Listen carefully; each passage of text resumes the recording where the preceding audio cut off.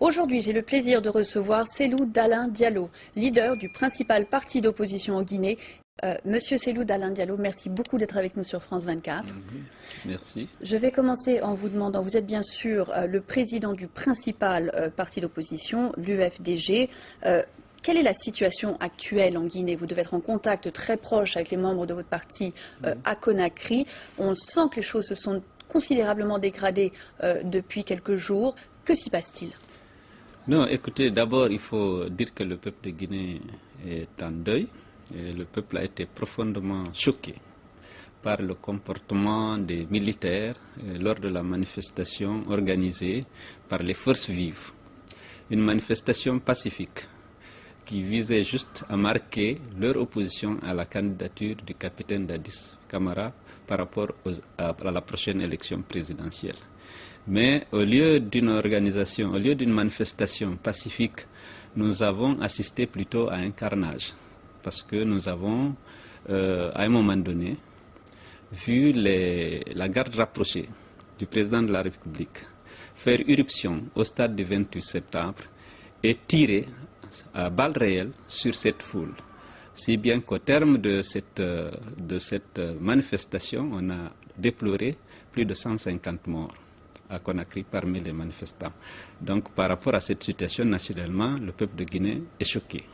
Et les partis politiques, membres des forces vives, ont décidé de mener la lutte afin que les coupables soient identifiés et traduits devant les tribunaux.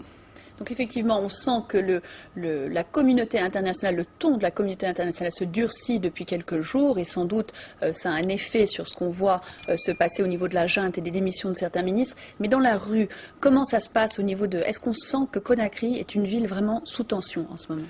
Et bien entendu, d'abord, les gens, après la manifestation, les bérets rouges ont continué de tirer sur les gens dans les quartiers en recherchant des coupables de ces manifestations et en tirant sur eux, si bien qu'aujourd'hui, il n'y a pas un Guinéen qui n'est pas choqué du comportement de cette armée. Ce n'est pas toute l'armée, il faut rectifier, ce n'est pas toute l'armée, c'est une partie de l'armée.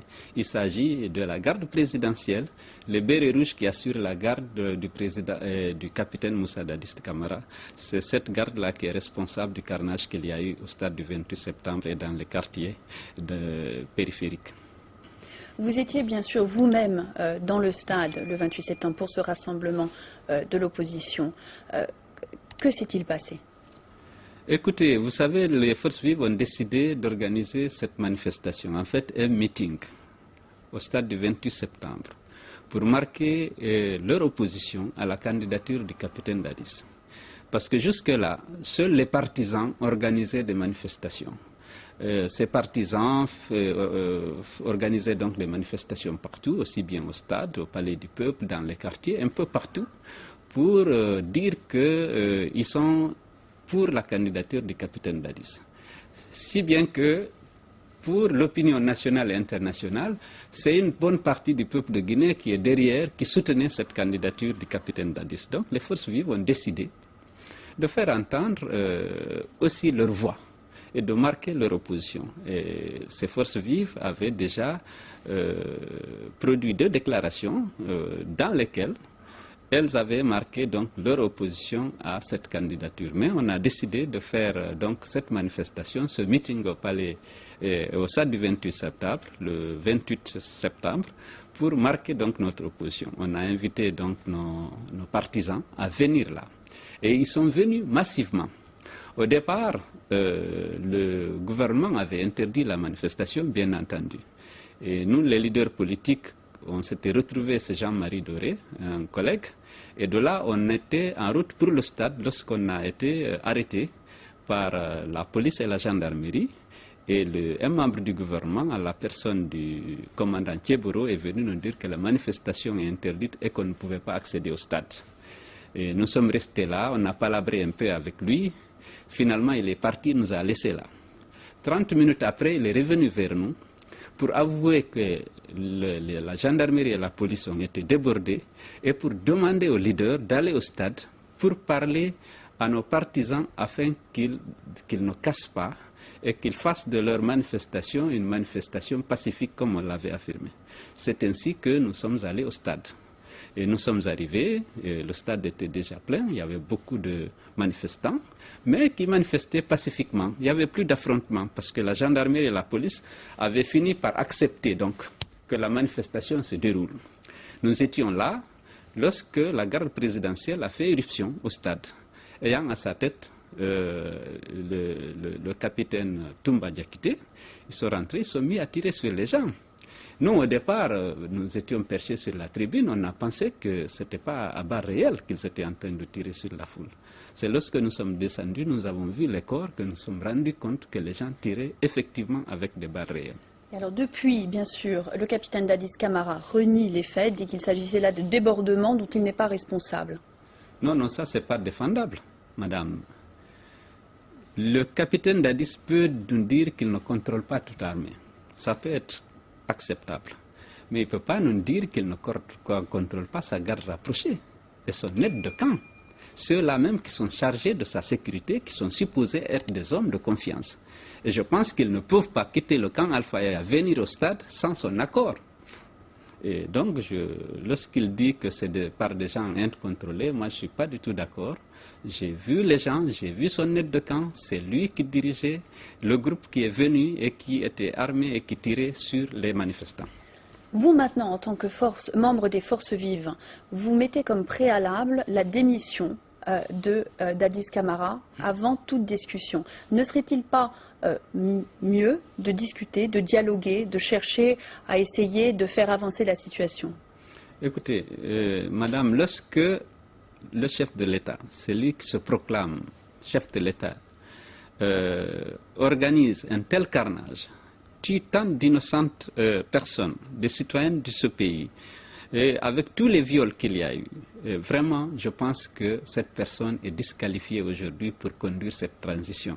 C'est ce que les forces vives ont estimé, on a décidé de réclamer aujourd'hui la démission du capitaine Dadis afin que soit mis en place un organe de transition composé d'hommes et de femmes ayant du respect pour la vie et la sécurité des citoyens guinéens. Donc êtes-vous encouragé par la démission cette semaine de quelques membres de la junte, de quelques ministres notamment? Pensez-vous que c'est un signe que finalement le régime de Dadis Camara est en train de se fragiliser à un point crucial, où on pourrait voir les choses évoluer considérablement dans les jours à venir? La décision prise par ces ministres qui ont démissionné mérite d'être saluée. Je pense que c'est courageux. Je pense que lorsqu'on ne peut pas être solidaire d'un gouvernement auquel on appartient, on doit pouvoir démissionner, surtout lorsque ce gouvernement sera coupable de violation des droits de l'homme à ce degré que nous avons connu le 28 septembre et les jours qui ont suivi en Guinée. Je pense que cette démission des ministres, effectivement, est un signal fort, comme quoi même les membres du gouvernement ne sont pas solidaires de la junte dans cette entreprise dans cette théorie qu'on a vécue le 28 septembre. Donc on sent qu'autour de lui, les gens commencent à démissionner. La pression internationale se fait bien sûr plus forte depuis quelques jours, avec notamment les États-Unis qui parlent plus fort qu'ils ne le faisaient jusque-là de sa démission. Peut-être la dernière question, la question la plus importante, vous le connaissez, vous avez rencontré 4 fois le capitaine Moussa Dadis Camara. Quel homme est-il ? Non, c'est très difficile de le juger, c'est très difficile. On s'est rencontrés effectivement à plusieurs reprises à sa demande parce qu'il voulait avoir des explications sur des propos que j'ai tenus ou sur des attitudes que j'ai eues. Et chaque fois que je me suis expliqué, il avait l'air d'avoir compris. Et moi-même, j'ai eu souvent à tirer peut-être une fausse conclusion, qu'il était mal informé, mal entouré, mais qu'il pouvait être de bonne foi. Mais ces derniers temps, avec tout ce qui s'est passé, je crois que c'est un fin manipulateur et qui est là, qui essaie de se maintenir au pouvoir en faisant souvent de la manipulation. Cellou Dalein Diallo, merci beaucoup d'avoir été notre invité aujourd'hui dans l'entretien de France 24. Merci à vous de